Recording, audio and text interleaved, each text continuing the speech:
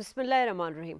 ناظرین، مارکہ حق صرف میدان میں ہی نہیں بلکہ انٹرنیشنل ڈپلومیسی میں، آپ اس کو میڈیا میں کہہ لیں یا قومی اتحاد کے محاذ پر، پاکستان کی ایک نئی پہچان بنی. پاکستان کو ایک نئے طریقے سے شناخت اس کی کروائی گئی، اور اسی مارکے میں دنیا نے یہ دیکھا، باور کرایا گیا کہ پاکستان کی قوم جو ہے وہ سیسا پلائی ہوئی دیوار ہے. صرف پاکستان ہی نہیں ناظرین، بلکہ ہمیں مقبوضہ کشمیر سے بھی اس مارکہ حق کے سال مکمل ہونے پر خراج تحسین پیش کیا گیا، اور ساتھ ساتھ ایک بڑا ہی انوکھا پیغام بھی دیا گیا وہاں کے کشمیری جوان کی جانب سے.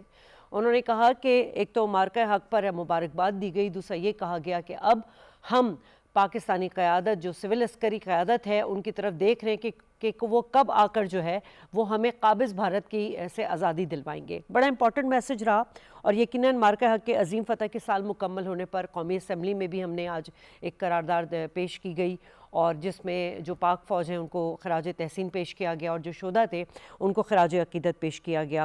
پاکستان میں ناظرین جہاں جشن کا سما نظر آیا، وہیں ہمارے جو ہمسایہ ملک بھارت، وہاں سوگ کا سما تھا، اندھیرا چھایا ہوا تھا. اور اپنی ذلت آمیز شکست کے بعد، چونکہ بھارت جو ایک مکروہ سازش میں ہمیشہ ملوث رہا ہے، باز نہیں آتا، تو پراکسیز کے ذریعے دہشت گردی بھی کرواتا رہا ہے. افسوسناک واقعہ بنوں میں فتنہ الخوارج کا بزدلانہ حملہ ہوا، جس میں شہادتیں ہوئی ہیں، اور جو کل کا دن تھا یقیناً یادگار تھا. اور فیلڈ مارشل صاحب جب جی ایچ کیو میں تقریب میں خطاب کر رہے تھے تو انہوں نے ایک بار پھر واضح کہا کہ دہشت گردوں کی جو بزدلانہ کاروائیاں ہیں قوم کے عزم کو کمزور نہیں کر سکتی، اور دہشت گردی کے خاتمے تک یہ جنگ جاری رہے گی. ساتھ ساتھ انہوں نے افغانستان کی جو حکومت ہے وہاں پہ ان کو بھی ایک بار پھر باور کرایا کہ آپ اپنی سرزمین سے دہشت گرد عناصر کا خاتمہ کریں، ہم آپریشن تو کریں، غازب الحق آپریشن تو جاری ہے. بہرحال ناظرین، بھارت جس کا ہم بار بار ذکر کرتے ہیں، اور کیوں نہ کریں کیونکہ اس کے کرتوت ہی ایسے ہیں. پہلے وہ ماضی میں ہم نے دیکھا کہ پاکستان کے خلاف سازشیں رچاتا رہا، پہلگام واقعے کو جواز بنایا. بہرحال بہت اچھا کیا اگر اس نے پہلگام واقعے کو جواز بنایا، تو اس کو بھی پتہ چلا کہ کس قوم سے اور کس ملک سے اور کس عسکری قوت سے اس نے ٹکر لی ہے. اب مغربی بنگال میں انتخابات کرائے اور اس میں بھی منظم دھاندلی کرایا، اور ایک طرح سے پھر جو ان کی ہندتوا آئیڈیالوجی ہے اس کو وہاں پر مسلط کرنے کی کوشش کی گئی. ناقدین اس پر بہت سارے سوالات اٹھا رہے ہیں، اور ہم بھی اپنے پروگرام میں انہی تمام باتوں پر سوال اٹھائیں گے. گیسٹ کا تعارف کرا دوں، میرے ساتھ موجود ہیں ایئر ریٹائرڈ مارشل سعید خان صاحب، دفاعی تجزیہ کار ہیں. عبداللہ حمید گل صاحب دفاعی تجزیہ کار ہیں. حماد حسن صاحب سینئر تجزیہ کار. احمد منصور صاحب سینئر تجزیہ کار ہمارے ساتھ موجود ہیں. سب کو میں خوش آمدید کہوں گی. سعید صاحب، ایک وہ تاریخی دن تھا 2025 کا 10 مئی کا، جب ہم نے بھارت کو بدترین شکست دی، اور ہم نے پاکستان الحمدللہ اپنے رب کا شکر ادا کرتے ہوئے ہم نے اس کو سیلیبریٹ کیا. اور ایک گزشتہ روز ہم نے دیکھا کہ بڑی اہم تقریبات منعقد کی گئیں، خاص طور پہ جو ہم نے دیکھا کہ جی ایچ کیو میں فیلڈ مارشل صاحب میں ان کا خطاب جو ہے وہ نہایت اہمیت کا حامل رہا. اور انہوں نے بڑی امپورٹنٹ بات کی. انہوں نے کہا کہ مارکہ حق دو نظریات کے درمیان فیصلہ کن مارکہ ہے. یعنی کہ انہوں نے پاکستان کے قومی بیانیے اور جو ہماری جو عسکری حکمت عملی ہے اور جو عوامی اتحاد ہے اس کو بڑے اچھے طریقے سے ڈیفائن کر دیا. سر کیا کہیں گے آپ؟ بسم اللہ الرحمن الرحیم. شازیہ صاحبہ، پہلے تو آپ کا شکریہ کہ آپ نے اپنے پروگرام میں انوائٹ کیا. دیکھیے، اس میں کوئی شک نہیں ہے کہ 10 مئی 2025 کے بعد ایک نئے پاکستان وجود میں آیا. ٹھیک ہے نا؟ اور پچھلے ایک سال میں ہم نے 3 ڈومینز کے اندر بہت زیادہ ترقی کی ہے. سب سے امپورٹنٹ چیز جو میرے نزدیک ہے کہ مارکہ حق کے بعد ہماری قوم جو منتشر تھی اور انٹرنلی ڈیوائیڈڈ تھی وہ ایک ہو گئی. اور جس طرح آپ نے انٹروڈکشن میں کہا کہ کیا کہتے ہیں کہ ہم ایک سیسا پلائی ہوئی دیوار بن گئے، تو واقعی ہم دشمن کے سامنے ایک سیسا پلائی ہوئی دیوار پچھلے ایک سال سے بنے ہوئے ہیں، بے شک وہ دشمن مشرق میں ہو یا مغرب میں ہو. جو دوسرا مارکہ حق کا سب سے بڑا ڈیویڈنڈ ہمیں ملا وہ یہ کہ ملیٹریلی پاکستان کی ایک شناخت پوری دنیا میں مان لی گئی. ایون انڈیا میں بھی شازیہ صاحبہ جو پڑھے لکھے ڈیفنس اینالسٹ ہیں وہ کہہ رہے ہیں کہ مارکہ حق میں ایک کلیئر وکٹر تھا اور وہ پاکستان تھا. اور اسی وجہ سے ہم دیکھتے ہیں کہ پچھلے ایک سال میں سعودی عربیہ نے، آذربائیجان نے، سوڈان نے، لیبیا نے اور بہت دوسری کنٹریز نے ہماری طرف ملیٹریلی دیکھا. اور اب جبکہ ایران امریکہ تنازعہ جو ہے وہ اپنی تکمیل کو پہنچ رہا ہے، تو میں دیکھتا ہوں کہ آگے ایک نیا مڈل ایسٹ جنم لے گا، اور اس مڈل ایسٹ کے اندر ایک نیا سیکیورٹی پیراڈائم بنے گا. اور اس پیراڈائم کے اندر میں سمجھتا ہوں کہ کلیدی کردار جو ہے وہ پاکستان ادا کرے گا. اور ابھی جو ہمارے جہاز اس وقت گئے ہوئے ہیں سعودی عربیہ، سعودی یہ اس چیز کی نشاندہی ہے. تیسری چیز جو ہے کہ ڈپلومیٹکلی پاکستان نے بہت پچھلے ایک سال میں اچیو کیا، جس کی طرف فیلڈ مارشل نے بھی اپنی تقریر کے دوران اشارہ کیا. دیکھیے، جب ایران اور امریکہ اور اسرائیل کی جنگ شروع ہوئی تو دنیا کا کوئی ملک نہیں تھا جو اس جنگ کے اندر یا فیسیلیٹیٹر یا ماڈریٹر کا کردار ادا کرنا چاہتا. لیکن پاکستان نے یہ مشکل مرحلہ یعنی سٹیپ بھی اپنے اوپر لیا، اور اب آپ دیکھیں کہ آلموسٹ 5-6 مہینے کی محنت کے بعد اس وقت دنیا کی ہر کنٹری پاکستان کی ثالثی اور ڈپلومیسی کو مان رہی ہے. اور اب وہ سٹیج آ گئی ہے کہ ہم فیسیلیٹیٹر نہیں رہے، ہم میڈیٹر رہے. ہم تہران اور واشنگٹن دونوں کو سمجھا رہے ہیں کہ فیوچر میں اس علاقے کو کس طرح مینج کرنا ہے، اور ان دونوں کو اپنے اپنے سٹانسز میں کیا ڈفرینسز لے کر آنے چاہیے. تو شازیہ صاحبہ، میرے خیال میں پچھلا ایک سال جو ہے وہ ایک پاکستان کی تاریخ میں ایک بہترین سال لکھا جائے گا. اور جو ہے کیا کہتے ہیں، انہی چیزوں کی طرف فیلڈ مارشل نے اپنی تقریر میں نشاندہی کی تھی. ٹھیک ہے عبداللہ صاحب، ویسے تو فیلڈ مارشل صاحب کا یہ اس ایک سال میں اگر ہم جتنے بھی خطابات یا ایونٹس دیکھیں بڑے امپورٹنٹ رہے ہیں، لیکن گزشتہ روز یقیناً ایک بڑا دن تھا ہمارے لیے، اور پاکستان کی تاریخ میں یاد رکھا، صرف پاکستان کی تاریخ میں نہیں بلکہ دنیا کی تاریخ میں اب یہ رقم ہو چکا ہے. فیلڈ مارشل صاحب کا بڑا ہی ایک جو اسٹیٹمنٹ ہے دریا کو کوزے میں بند کرنے کے مترادف ہے. انہوں نے کہا کہ آج پاکستان کا دفاع کسی بھی بیرونی جارحیت کے خلاف مکمل طور پر ناقابل تسخیر ہے، کیونکہ پاکستان کی جو عسکری قیادت ہے زور بازو پوری دنیا کو دکھایا. انہوں نے کہ اپنے سے کئی گنا بڑے دشمن کو ایسی انہوں نے چپیڑے لگائی ہیں کہ اس کے ہوش ٹھکانے آ گئے. اب سر سوال یہ ہے کہ یقیناً انہوں نے یہ بھی پیغام دیا کہ آئندہ کے لیے بھی مستقبل میں انہوں نے بڑا اہم میسج دیا ہے کہ پاکستان کے خلاف آئندہ مہم جوئی کے اثرات محدود نہیں بلکہ انتہائی خطرناک ہوں گے. اب آپ کیا سمجھ رہے ہیں کہ یہ پیغام صرف بھارت کے لیے نہیں بلکہ ان عناصر کے لیے بھی ہے جو پاکستان کو عدم استحکام کی طرف لے جانا چاہتے ہیں؟ کتنا سخت پیغام دیا انہوں نے؟ بسم اللہ الرحمن الرحیم. بہت بہت شکریہ جی. بہت ماشاءاللہ ایک مومنٹ آف پرائیڈ ہے پوری دنیا میں. پاکستانی جو ہیں، جو تارکین وطن ہیں، وہ سینہ پھلائے ہوئے وی آر پراؤڈ پاکستانی کہتے پھر رہے ہیں. یہ یقیناً ایک ایسا لمحہ ہے جس کے اوپر اللہ کا شکرانہ جتنا ادا کیا جائے کم ہے. اور ہمیں اپنی افواج کے اوپر، ہمیں اپنی شہداء کے اوپر فخر ہے، اس میں کوئی دوسری رائے نہیں ہے. اب جہاں تک تعلق ہے کل کی تقریر کا، دیکھیں وہ بڑی ایک میرے خیال میں ایک پالیسی سٹیٹمنٹ تھی جس کے اندر وضاحت سے بتا دیا گیا کہ پاکستان ایک جو ڈیفنس پالیسی تھی اس کو ترک کر کے افینسو ڈیفنس کی طرف جا چکا ہے. اور ہم جو ہے وہ ایک کا بدلہ 10 سے دینا جانتے بھی ہیں اور دیا بھی. اس لیے میرا خیال ہے کہ سب سے بڑی بات یہ ہے کہ بھارت کا جو ایک خواب تھا ایک ساؤتھ ایسٹ ایشیا کے اندر اپنے کردار کو ابھارنے کا، پہلے تو وہ ختم ہو گیا. دوسری جانب ایک چوتھی سپر پاور کے طور پر جو اپنے آپ کو اسرٹ کر رہے تھے وہ بھی میرے خیال میں خواب زمین بوس ہو گیا. تیسری جانب جو ہے وہ دنیا کو پاکستان کے متعلق، دیکھیں پاکستان ملک تو مضبوط تھا پہلے دن سے، کیونکہ پاکستان کو تو 3 مہینے کے بعد بقول بھارت کے واپس معافی مانگ کے بھارت میں ضم ہونا تھا. لیکن وہ دن کا دن ہے اور آج کا دن ہے، الحمدللہ پاکستان مضبوطی سے کھڑا ہے، بلکہ پہلے برابری کی سطح پہ تھا اور اب برتری کی سطح کے اوپر آ گیا. جب پاکستان کے فیلڈ مارشل صاحب ایوب خان صاحب کا دور دیکھیں تو وہ بھی افواج پاکستان کی کامیابی کو ضمانت ہے اس چیز کی بھی. پھر اس کے بعد ہم نے دیکھا کہ دنیا کے اندر ایک بہت بڑی خفیہ جنگ لڑی گئی اور سوویت یونین آپ کے پڑوس میں آ گیا، اور یہ پاکستان کی فوج اور پاکستان کی premier intelligence agency inter services intelligence, انہوں نے ایک جنگ لڑی اور اللہ تعالیٰ نے اس کے اندر سرخرو کیا. سوویت یونین کے 15 ٹکڑے ہوئے، 6 اسلامی ریاستیں بنی. یہ بھی کریڈٹ پاکستان کو جاتا ہے اور یہ مغرب خود دیتا ہے. پھر اس کے بعد ہم دیکھتے ہیں کہ پاکستان ناقابل تسخیر بنتا ہے نیوکلیئر بنانے کے بعد، لیکن اصلی گیم یہیں سے شروع ہو جاتی ہے. بھارت جو ہے وہ یہ تاثر قائم کرتا ہے کہ پاکستان تو ایک کمزور ملک ہے، پاکستان جو صرف روایتی جنگ میں ہمارا ہم پلہ نہیں ہے، پاکستان کی معیشت خراب ہے، पाकिस्तान दहशत गर्दों की आमाजगाह बन गया है खुदा न खास्ता, वगैरह वगैरह। ये चीज भारत ने एक अपनी डिप्लोमेसी के जरिए बड़ी कामयाबी से दुनिया की जो दिलों के अंदर एक रॉन्ग नंबर पैदा कर दिया था।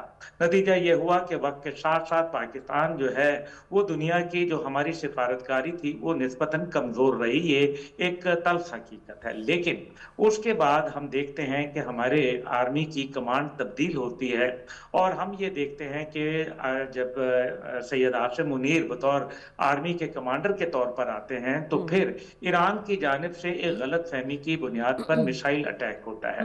हम जवाबी कार्रवाई करते हैं और भरपूर कार्रवाई करते हैं, और उसके बाद अफगानिस्तान से ऐसा अमल होता है, हम वहां भी दंदान शिकन जवाब देते हैं। और फिर भारत की जानिब से जब होता है तो बावजूद मार्को रूबियो और दीगर ममालिक के लोगों ने ये कहा कि पाकिस्तान को कि आप सब्र और तहम्मुल का मुजाहरा करें, क्योंकि उनके ये ख्याल में कि पाकिस्तान शायद उसका लड़ाई का मुतहम्मल नहीं हो सकता था, रवायती जंग के अंदर वो भारत का हम पल्ला नहीं था।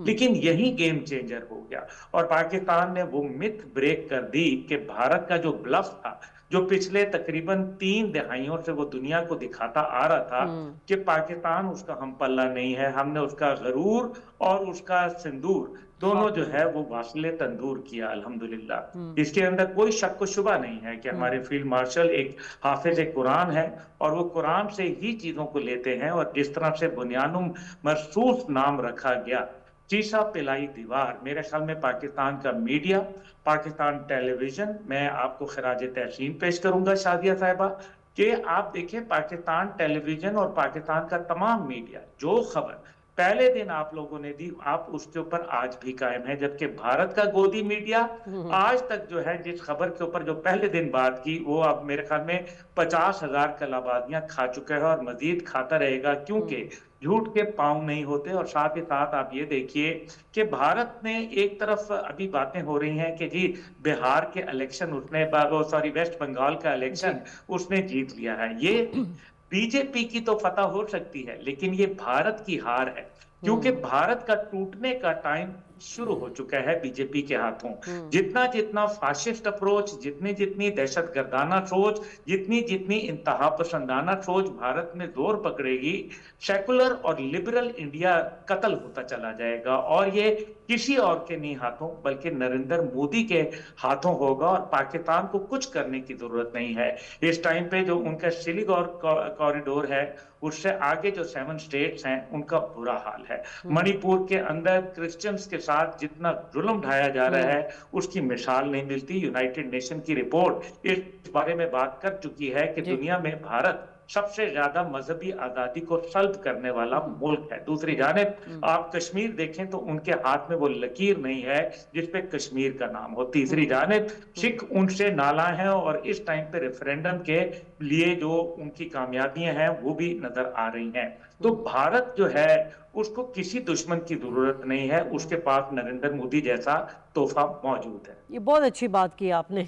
अहमद साहब, गुज़िश्ता रोज़ जो मॉन्यूमेंट पाकिस्तान में तकरीब का इनेकाद किया गया था, सदर मुमलिकत और वज़ीर आज़म पाकिस्तान दोनों का खिताब, गो के हम वहाँ मौजूद थे और जिस तरह से एक वेदर कंडीशन हो गई थी उसके बावजूद जो जज्बा जो जोश था वो कायम व दायम रहा और स्पीचेस दी, दोनों ने अपनी अपनी अहम स्पीचेस रही हैं। लेकिन सर आप इसका अहाता किस तरह करेंगे कि इस मार्के के बाद जो 1 साल उसमें जो मार्का हक का जो एक एग्जाम्पल बन करके सामने आया, खित्ते में जो जारहाना पॉलिसियाँ उनको ले लें आप, दिफाई हिकमत अमली को ले लें आप और सिफारती ताल्लुकात को ले लें आप इनमें किन मज़बत तब्दीलियों को देख रहे हैं और किन मज़बत रुझानात को देख रहे हैं? देखें शाजिया खान साहबा, ये जो बुनियानुन मरसूस और मार्का हक का 1 साल इस फतह का ये जिस तरीके से मनाया गया है और इसने पूरी दुनिया को एक दफ़ा फिर ये बावर करा दिया है कि ये कितनी बड़ी फतह थी और पाकिस्तान की कौम ने उस जो आप कह लें कि मैसेज को भी कन्वे कर दिया है कि पाकिस्तान मार्का हक के बाद अब बिल्कुल एक बदला हुआ पाकिस्तान है। जैसे अब्दुल्ला गुल साहब ने बहुत ही एक कॉम्प्रिहेंसिव अंदाज में पूरी पिक्चर है वो क्लियर की है, बताया है कि इंडिया के साथ क्या हुआ है और अब आइंदा क्या होगा। यहाँ जो सुबह कल जो फील्ड मार्शल सैयद आसिम मुनीर का बतौर चीफ ऑफ डिफेंस फोर्सेस, तीनों मुसल्लह अफवाज سے خطاب انہوں نے کیا اور پوری قوم کے ساتھ، تو اس میں جو ان کا ایک میں سمجھتا ہوں جو لائن ہے وہ بڑی ہی اہم ہے، وہ یہ ہے کہ انڈیا کا یہ جو خواب تھا کہ پاکستان کو ایک فوجی طور پر اور ایک سفارتی محاذ پر وہ تنہا کرے اور ناکام کرے، یہ خواب نہ پہلے کبھی پورا ہونے کا کوئی چانس تھا، اور اب تو بالکل ہی پاکستان ناقابل تسخیر ثابت ہو چکا ہے، اور آئندہ بھی یہی صورتحال رہے گی۔ یہ جواب ہے، اور ساتھ انہوں نے جو واضح کیا ہے کہ جو اگر دوبارہ کوئی ایسی حرکت ہوتی ہے تو پھر اس کی جو تکلیف کا اندازہ بھی نہیں ہوگا جو انڈیا کو پہنچے گی اور جو اس کے ساتھ ہوگا۔ تو اوورآل پاکستان کی جو کامیابیاں ہیں، اور جیسے ابھی بات ہو رہی تھی کہ سفارتی، اس پہ تو سفارتی محاذ پہ تو ہم حقیقت میں پہلی مرتبہ یہاں پہ پہنچے ہیں۔ دیکھیں ایک مڈل پاور کا سٹیٹس ملنا پاکستان کو، اور یہ کوئی ہم یہ اب دعویٰ نہیں کر رہے، یہ پوری دنیا مان رہی ہے، اور ہمیں یہ جو کردار ملا ہے ہم اس کو نبھا رہے ہیں۔ جیسے پرائم منسٹر نے کل جو یہ مارکہ حق کی جس تقریب میں یہ اناؤنسمنٹ کی ہے، اس کے بھی بہت معنی ہے کہ جو ہمارے فیلڈ مارشل کا جو ایران کے ساتھ رابطہ ہوا ہے، اور وہاں سے وہ جواب جس کا امریکہ کو اور پوری دنیا کو انتظار تھا، جو مذاکرات کے حوالے سے پیش رفت ہے، اس کی خبر یہاں سے بریک ہونا اور یہ میسج جانا کہ پاکستان اس وقت بھی یہ جو امن عمل شروع کیا تھا، جس پہ اس پورے خطے کے جو اب فیوچر کا دار و مدار ہے، سفارتی کوششوں میں سفارتی کوششیں وہ ابھی بھی اسی طرح چل رہی ہیں۔ تو یہ دیکھ لیں جو جس نے پاکستان کو تنہا کرنے کا خواب دیکھا انڈیا نے، وہ خود تنہا ہو کر بیٹھا ہوا ہے، وہ کہیں منظر نامے میں آپ کو نظر نہیں آ رہا، اور آئندہ جو مستقبل قریب کا، جیسے وہ یہ اس کا حوالہ دوں گا کہ انڈیا کی جو یہ ہار ہے، یہ بی جے پی کی فتح، یہ نریندر مودی کی نہیں ہے، یہ انڈیا اس وقت ہار چکا ہے، اور انڈیا تقسیم ہونے کا، انڈیا ٹوٹنے کی طرف جا رہا ہے۔ انڈیا اور پاکستان کا تو آپ دیکھ لیں کہ اس وقت بالکل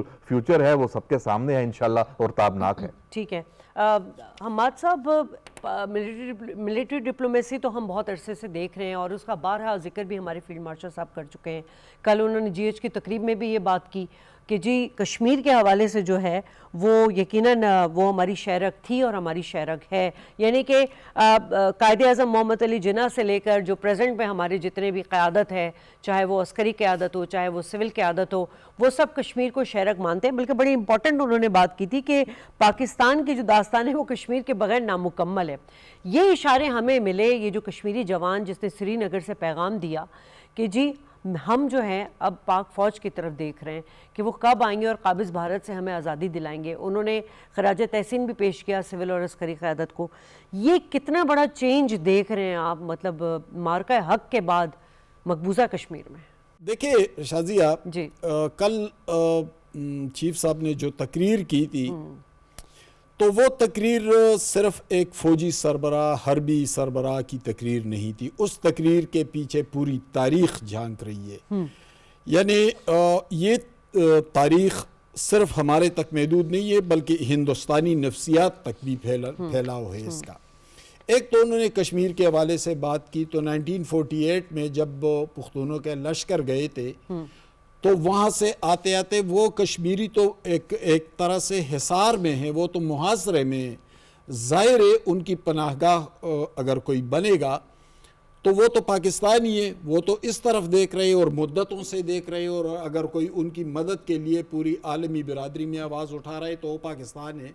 لیکن اس تقریر میں انہوں نے ایک اور بات بہت اہم کی، انہوں نے کہا کہ ہندوستان میدان جنگ میں ہم سے ہار چکا ہے، اس لیے وہ اس کا بدلہ لینے کے لیے افغانستان کے اندر اپنی پراکسیز اتار چکا ہے، اور یہ ہندوستان کا سٹائل ہے، یہ ہمیشہ سے ان کے نفسیاتی ہے، وہ ہمیشہ سے اسی طرح کرتے رہے ہیں۔ سری لنکا کے اندر بھی انہوں نے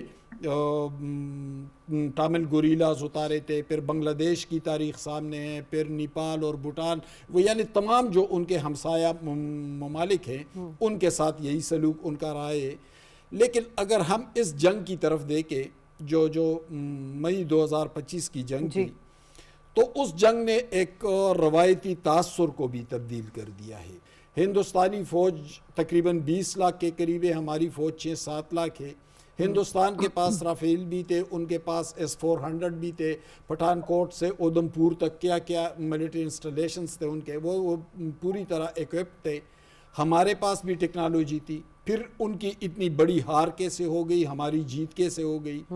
دیکھیں یہ فطرت کا اصول ہے کہ جب آپ جھوٹ بولیں گے، جب آپ جبر کریں گے، جب آپ ظلم کریں گے تو ایک موقع آتا ہے کہ آپ کو پسپا ہونا پڑتا ہے، آپ کو پیچھے ہٹنا پڑتا ہے، اور ہندوستان کے ساتھ یہی ہوا. ورنہ یہ نہیں کہ ان کے پاس ٹیکنالوجی نہیں تھی، ان کے پاس فوج نہیں تھی، وہ نہ ہماری طرح فوج ثابت ہوئی، نہ ہماری طرح ٹیکنالوجی ثابت ہوئی، اور نہ ہماری طرح جنگی ٹیکنیک ان کے اسی طرح کامیاب ثابت ہوئے. اور یہی وجہ ہے، دیکھیں بنو میں ابھی 1-2 دن پہلے جو حملہ ہوا، تو یہ کیا افغانی صرف اسی طرح کرتے ہیں یا افغانستان ایک اماجگاہ بن چکا ہے؟ تو پھر اس کے پیچھے کون ہے؟ اس کے پیچھے یہی پاکستان دشمن قوتیں ہیں، اور تو کوئی نہیں ہے.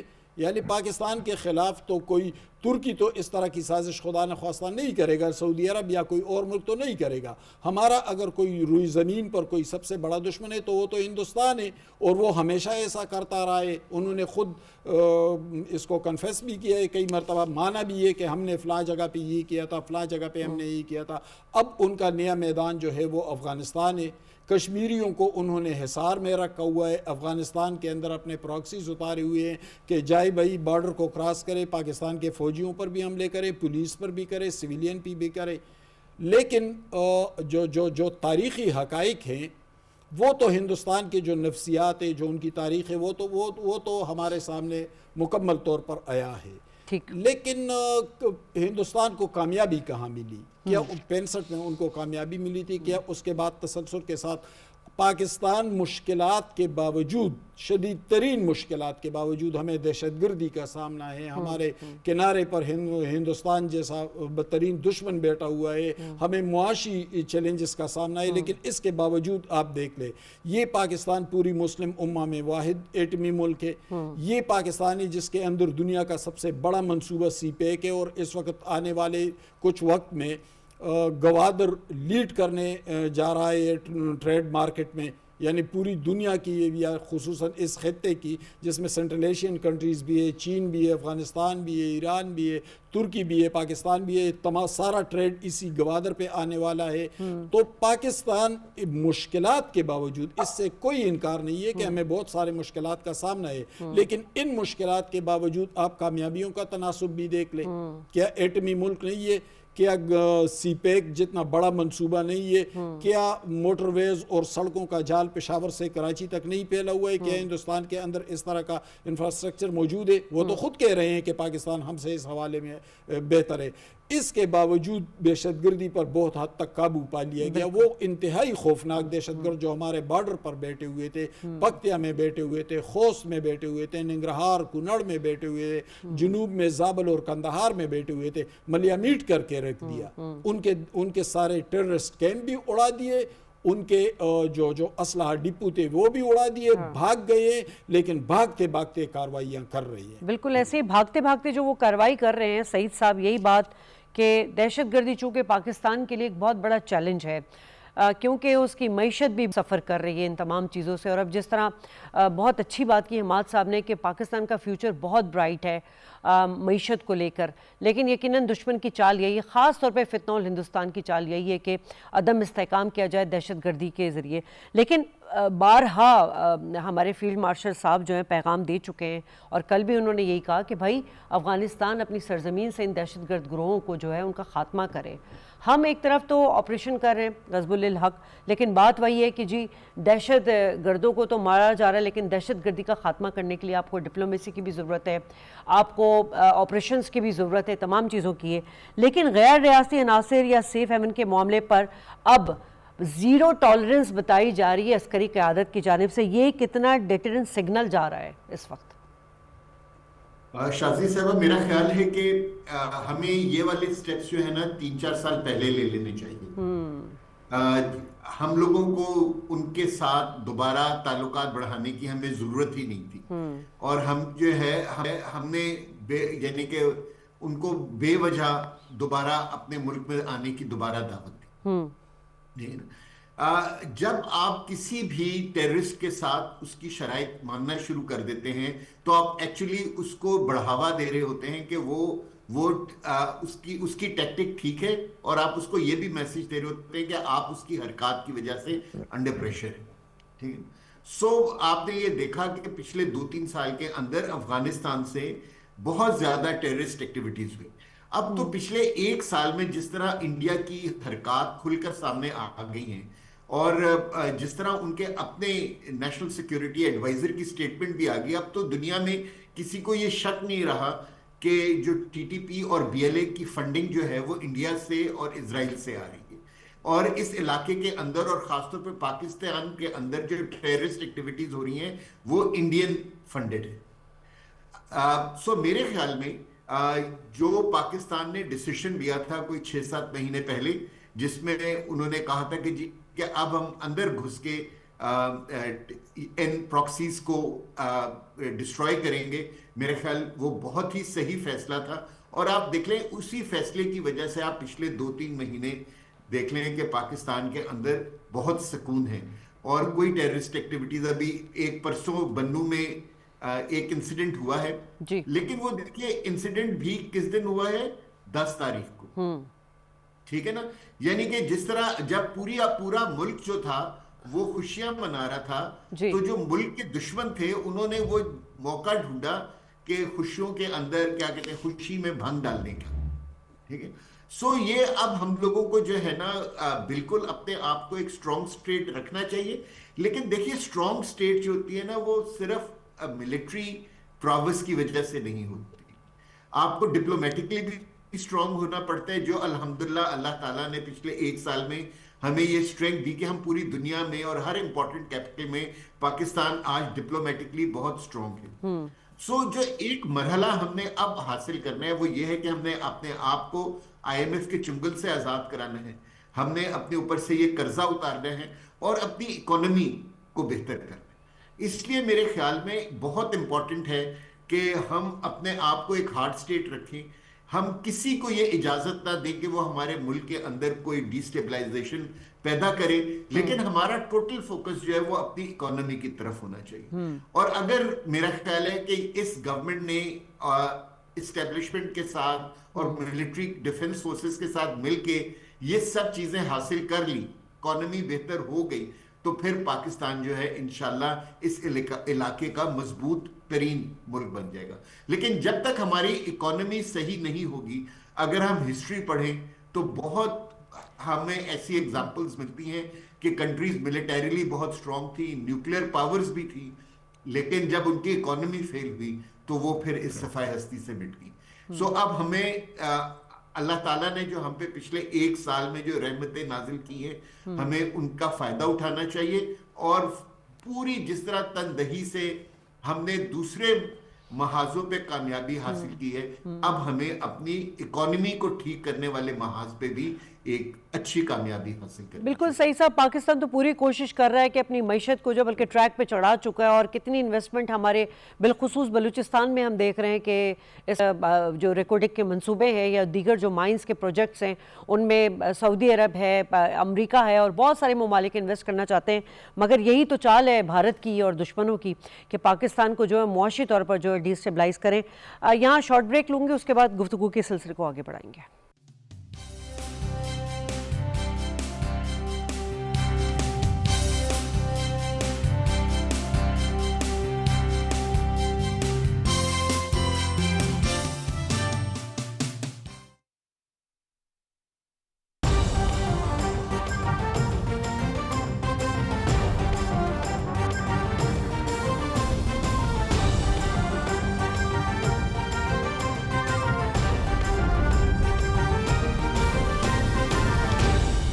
درست ہر وقت بر وقت.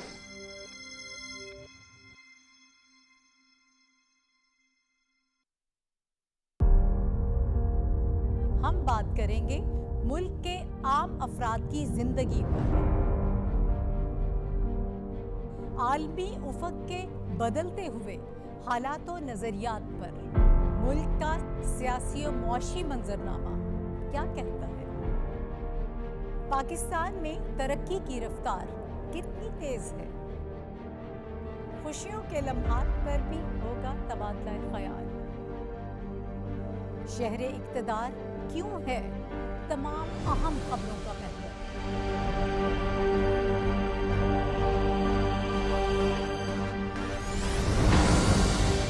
गर्द में अटे हुए तारीखी औराक पर भी होगी हमारी नजर।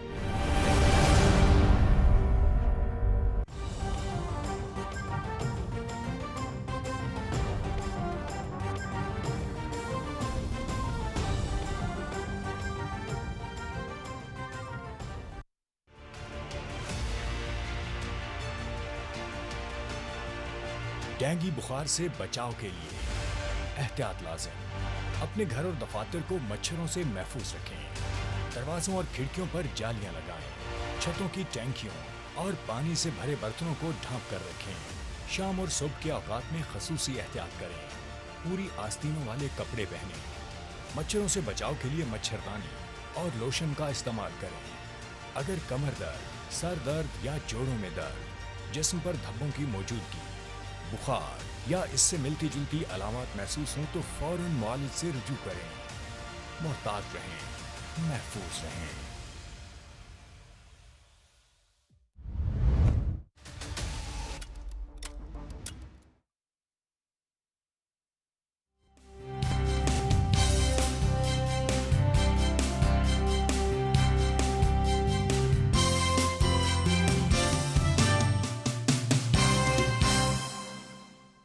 वेलकम बैक नाज़रीन। और ज़रा हम बात कर लेते हैं ये जो हिंदुत्व एजेंडे के फ़रोग के लिए अब मोदी जो है वो मगरबी बंगाल का रुख कर चुका है और 1.5 अरब आबादी वाले मुल्क से जो हक़ राय दही छीन ली गई है।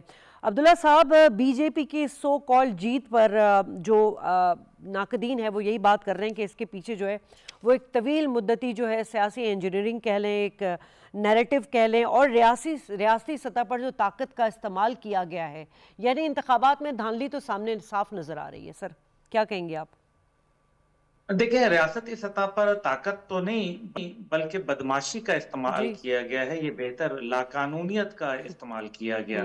आप देख लीजिए कि ये सिर्फ वेस्ट बंगाल के अंदर हुआ नहीं, ये आपने न्यू दिल्ली में भी देखा है, जहां अरविंद केजरीवाल को उन्होंने इतना कमजोर कर दिया, फंड रोक लिए, जिसके नतीजे पे डेवलपमेंट खत्म हो गई। फिर वहां अचानक फंड रिलीज कर दिए बीजेपी के जरिए, जिसके बाद जो है वो लोगों में जय जयकार शुरू हो गई मजबूरी तौर पर। इसी तरह से वहां ममता बनर्जी को कमजोर किया गया और 90 लाख लोगों का आपने वोट ही सल्ब कर दिया। खुदा का खौफ करें, आपने एक नहीं, दो नहीं, 90 लाख लोगों को आपने महरूम कर दिया, जिनमें ज्यादातर मुसलमानों की तादाद थी। और जो पीछे रहे सहे लोग थे, ये वो लोग थे जो एंटी बीजेपी अपना स्टांस रखते थे और एक मजमूम साजिश के जरिए कई सालों से, पिछली दफा भी ममता बनर्जी तो आपको पता है अपनी सीट हार गई थी, उन्होंने दूसरी सीट से जो है इलेक्शन जीता था, वो भी कमजोरी का शिकार थी, इसमें कोई दूसरी राय नहीं है। लेकिन एक तरफ वेस्ट बंगाल का आलम है तो दूसरी जानिब ईस्ट बंगाल के अंदर उनके लिए सेंटिमेंट इंतहाई मुश्किल हो चुका है और भारत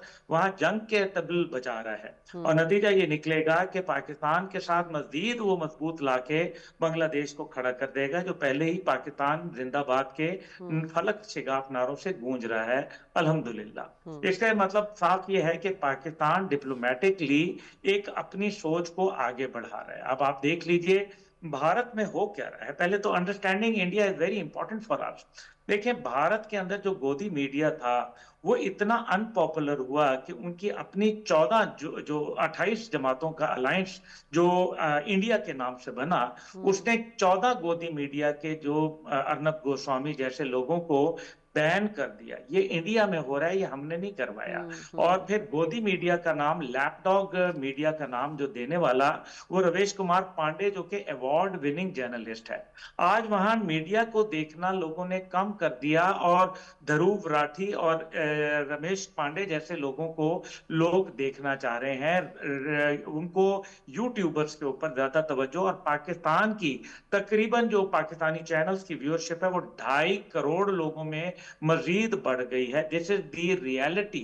अब आप मुझे ये बताएं कि इससे क्या नतीजा निकल रहा है, इससे क्या मैंने आपको पहले ही कहा बीजेपी की कामयाबी जरूर है, लेकिन भारत की मौत तो बड़ी, अब it is written on the wall, अब इसको पीछे कोई तोड़ नहीं सकता।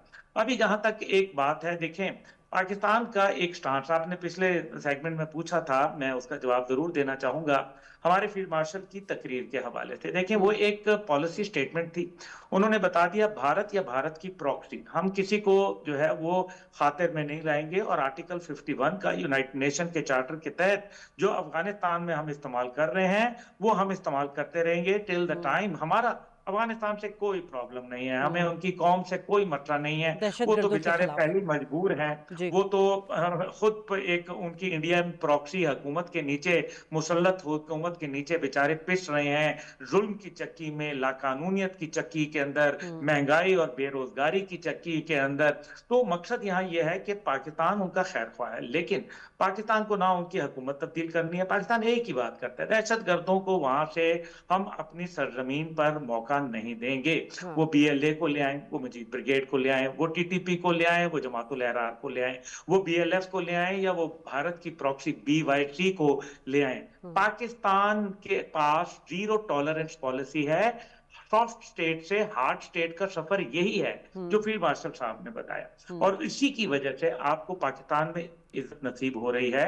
पाकिस्तान पहले भी बड़ा कदावर मुल्क था, लेकिन क्योंकि हम जो है वो कहीं भारत के जो एक बाकायदा एक एजेंडा था, देखिए इसमें कोई शक नहीं है कि भारत के पास वसाइल भी हैं, भारत अपनी खबासत से बाज भी नहीं आएगा, भारत मजीद अपना जंगी जनून हम पर मुसल्लत करेगा, और आने वाले दिनों के अंदर जो उसने अपना डिफेंस बजट में 89 बिलियन से इंक्रीज किया है 10%, जिसका मतलब तकरीबन आप समझें कि 100 बिलियन के करीब उनका डिफेंस बजट हो गया, और जिसमें वो अभी रूस से 400 किलोमीटर के बियॉन्ड विजुअल रेंज के मिसाइल खरीद रहे हैं।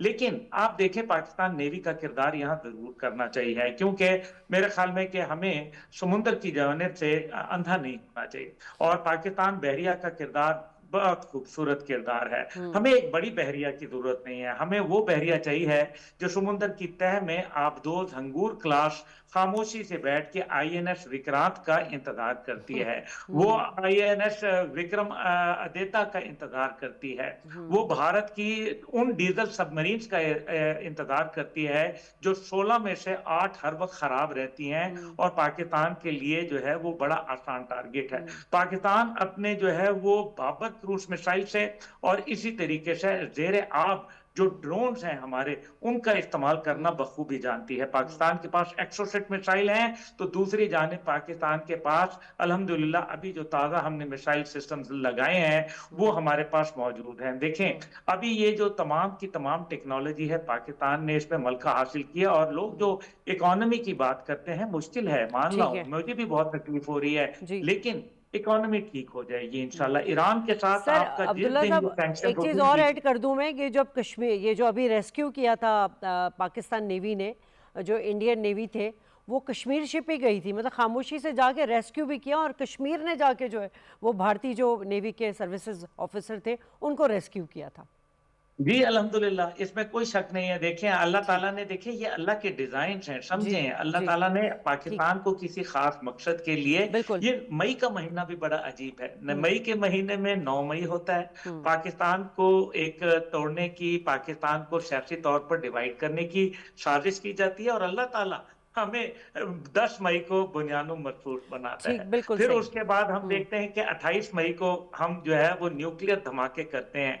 ये मई का महीना बड़ा यूनिक है, और ये यकीनन पाकिस्तान के लिए कामयाबी और भारत के लिए मरण दिन साबित। ठीक है, तो अहमद साहब ये जो एक्सपोज तो खैर भारत मोदी सरकार तो हो रही है, लेकिन इलेक्शन कमीशन ऑफ इंडिया पर भी बड़े सवालात उठ रहे हैं कि इतने बड़े पैमाने पर आपने जो है वो हक राय दे के इस्तेमाल को जो है उसको वो मतलब उनकी जो शफाफियत है, आज़ादाना जो इंतखाबात हैं उनके उसूलों के बरखिलाफ जाकर जो है ये तमाम चीज़ें की गई हैं, ये तो खुद एक्सपोज हो रहे हैं। और फिर वहाँ के जो अपने अपोजिशन जमाते हैं या वो जो कुछ सेंसिबल लोग वहाँ पर बचे हुए हैं वो आवाज़ें उठा रहे, तो अनकरीब आपको नज़र आ रहा है कि इसके खिलाफ कोई कार्रवाई की जाएगी?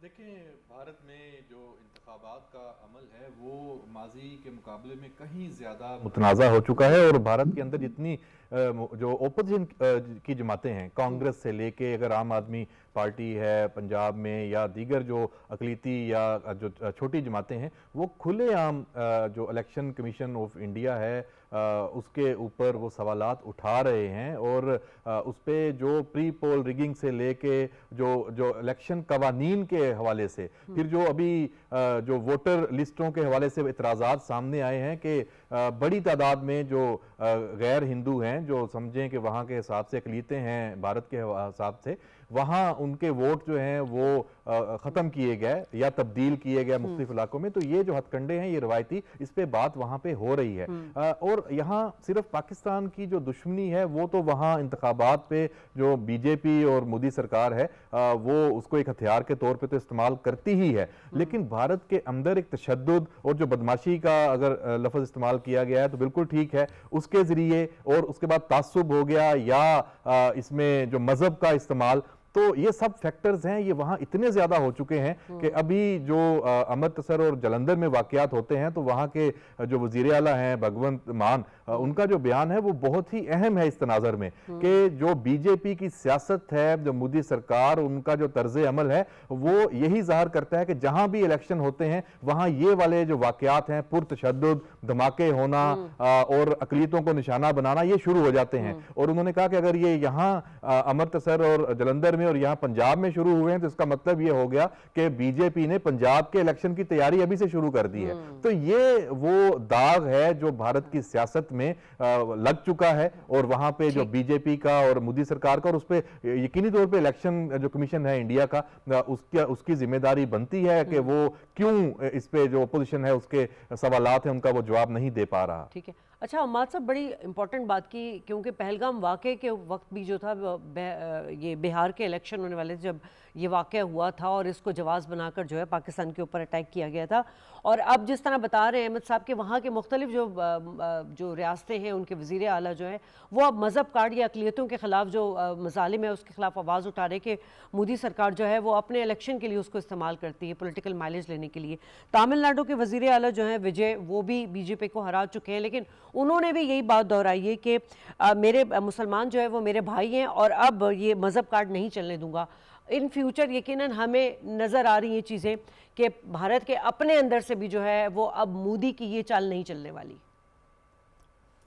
ہندوستان کے بڑے اچھے شاعر تھے راحت اندوری صاحب، انہوں نے ایک شعر کہا تھا کہ سرحدوں پر کوئی تناؤ سا ہے، دیکھ لو پھر کوئی چناؤ سا ہے. تو یہ تو ہم نہیں کہہ رہے، یہ تو ان کے ایک بہت بڑے شاعر نے کہا ہے کہ جب بھی اس طرح کا معاملہ درپیش ہوتا ہے، خصوصاً بی جے پی کا طرز سیاست یہی ہے، تو وہ سرحدوں پر خصوصاً پاکستان کے ساتھ اس طرح کے ایک ٹینشن کریٹ کر دیتے ہیں. لیکن تاریخی اعتبار سے آپ دیکھ لینا انہوں نے کون سے اقلیتوں کے حقوق کا تحفظ کیا. یعنی آپ پورے پاکستان کے اندر دیکھیں، ہندو برادری خصوصاً سندھ میں بہت بڑی تعداد میں موجود ہے، بلوچستان کے اندر موجود ہے، ہمارے پختونخوا کے اندر موجود ہے. یعنی میں آپ کو بتاتا چلوں کہ اب تو چلو دہشت گردی کا سامنا ہے، لیکن دہشت گردی سے ذرا پہلے میں نے خود وزیرستان میں، تیرا میں، مختلف علاقوں میں، کرم میں ہندوؤں، سکھوں، عیسائیوں کو بہت پرامن ان معاشروں میں زندگی بسر کرتے دیکھا، ان مسلم کمیونٹی کے اندر. اسی طرح سندھ کے اندر بھی دیکھے، پنجاب کے اندر دیکھے، بلوچستان کے اندر دیکھے، کوئی مسئلہ، یعنی آپ کو کئی اقلیتوں کو درپیش صورتحال کے حوالے سے منفی تاثر کہیں نہیں ملے گا. لیکن ہندوستان کے اندر آپ دیکھیں، یعنی یہی مودی جب وہ گجرات کے وزیر اعلیٰ تھے تو مسلمانوں کے ساتھ کیا کچھ نہیں ہوا تھا. اس سے پہلے سکھوں کے ساتھ گولڈن ٹیمپل جیسے واقعات کیا کچھ نہیں ہوا تھا. کشمیریوں کے ساتھ تسلسل سے یہی واقعات ہو رہے ہیں. تو بھائی آپ کسی کو تو تسلیم کر لیں. یعنی چلو ہم مسلمانوں کے بارے میں نہیں کہتے، لیکن سکھوں کے ساتھ کیا، کرسچینز کے ساتھ کیا، دوسروں کے ساتھ کیا. اور یہ صرف ہندوستان کے اندر تک محدود نہیں ہے، بلکہ ہندوستان سے باہر نیپال، بھوٹان، سری لنکا، ہر جگہ پہ ان کا یہی طرز عمل رہا ہے. یعنی ہر جگہ فساد پھیلانا، ہر جگہ اقلیتوں کے حقوق کو غصب کرنا، ہر جگہ اپنے مخالفین کو پیچھے دھکیلنا. ہمیں یقیناً بہت سے مسائل کا سامنا ہے پاکستان کو, ہمیں دہشت گردی جیسے افریت کا سامنا ہے ایک طویل مدت سے, ہمیں معاشی چیلنجز کا سامنا ہے, لیکن آپ اس کے باوجود بھی دیکھ لیں یہاں پر اقلیتوں کو کوئی مسئلہ درپیش نہیں ہے. یعنی آپ دیکھ لیں اقلیت ہم سے زیادہ اس ملک میں خوش ہیں اور پوری طرح محفوظ بھی ہیں, یعنی کوئی بڑا واقعہ الحمدللہ نہیں ہوا. لیکن ہندوستان کے اندر آپ دیکھتے ہیں روز روز اس طرح کے واقعات ہوتے ہیں کیونکہ ان کے نفسیات یہی ہے, ان کا خمیر یہی ہے.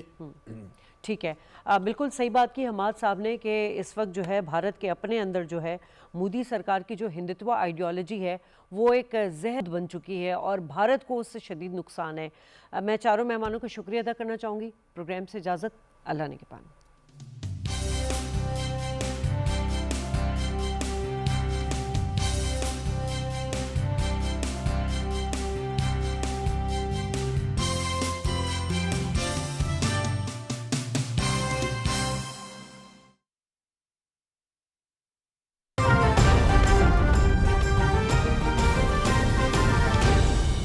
درست ہر وقت.